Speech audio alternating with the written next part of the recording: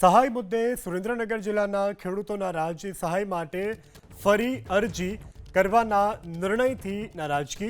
નવા પરિપત્રમાં માત્ર કપાસના પાકનો સમાવેશ કરાતા આક્રોશ। સહાયની જાહેરાત ખેડૂતોની મજાક સમાજ હોવાની જે હિતરક્ષક સમિતિ છે તેના દ્વારા વાત કરવામાં આવી છે। ધારાસભ્ય નૌશાદ સોલંકીના સરકાર પર પ્રહાર। પરિપત્રમાં જણાવવામાં આવ્યું છે કે ખેડૂતો 14/7 થી 28/7 સુધીમાં નવી અરજીઓ કરે।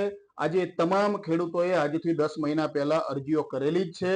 એ ખેડૂતો સહાયથી વંચિત છે, માટે આ પરિપત્રને ધ્યાનમાં ન લેતા જે વંચિત ખેડૂતો છે એ તમામને જૂની અરજીના આધારે જે તે પાકો ખેડૂતોએ દર્શાવેલા છે એ પ્રમાણે નિયત સહાય આપવામાં આવે એવી અમારી ઉગ્ર માંગ છે।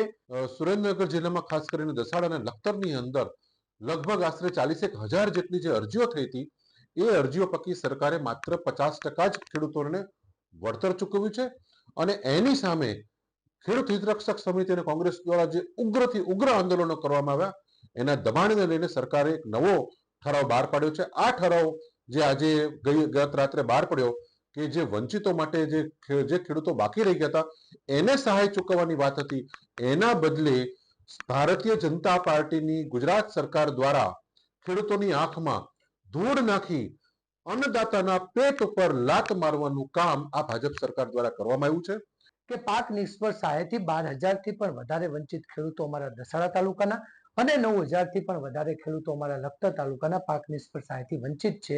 એ લોકોને સત્વરે એમને મળવાપાત્ર રકમ મળે